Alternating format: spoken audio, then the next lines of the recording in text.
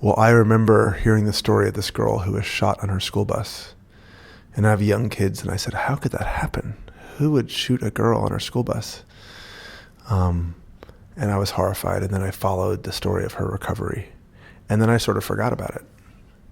And the producers of this movie called me and said, would you like to make a movie about her? And I was like, oh, let me read more. And so I read more about it, and I realized that her story had a lot more dimension, a lot more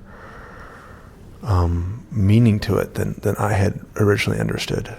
Culturally, what were some of the challenges that you had to navigate this landscape because this is a political, social landmine of sorts? Yeah, I worried that I was not the right person to tell this story. I'm a guy from LA. I'm a white guy. My father was Jewish. My mother was Episcopalian. I said, well, maybe this should be a young woman telling the story. It's about a young woman. And now I realize how ignorant I was about the Muslim world and Muslim culture.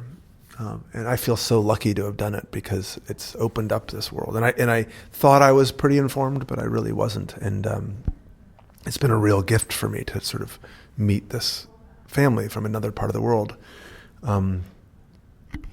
I think it was actually good because when a movie opens up my eyes and changes my point of view, I can express that in the movie, and the world can see what I've been through. And so I think this wasn't the intention of the movie, but I think by seeing this movie, you're meeting this beautiful Muslim family, and you're learning about this part of the world that is really not part of what we see. And so my perspective as a non-Muslim introducing this family to you is very valuable, I think, for a Western audience. What did you learn about the Pashtuns? They're very, very different because they're fiercely independent. They had their own independent movement even before the British left that part of the world. Yeah. So what did you learn about the Pashtun and the Pashtun culture?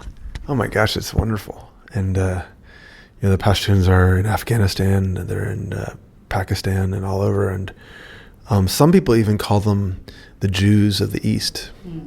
Which is interesting because half of my family is Jewish, and I think partly because maybe they moved around and they were a tribe. But if this family is a good example of Pashtuns, which I think they are, it's one of the great experiences of my life. Some of my favorite memories are sitting on the floor and singing Pashtun songs together.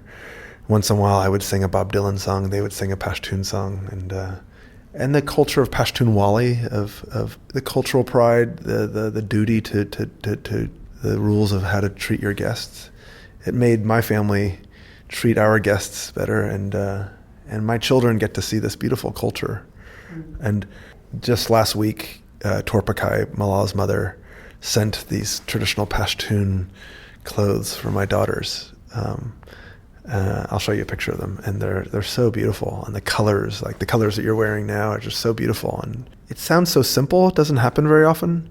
Maybe we take it for granted, but when you do visit another country, another culture, your mind opens up, and you realize that people are more the same than they're different, and that's important.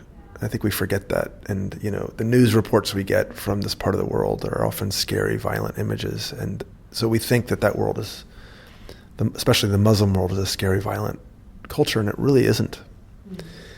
And so the act of, for me, to see this other part of the world and learn about it and open my mind and my eyes is a beautiful thing.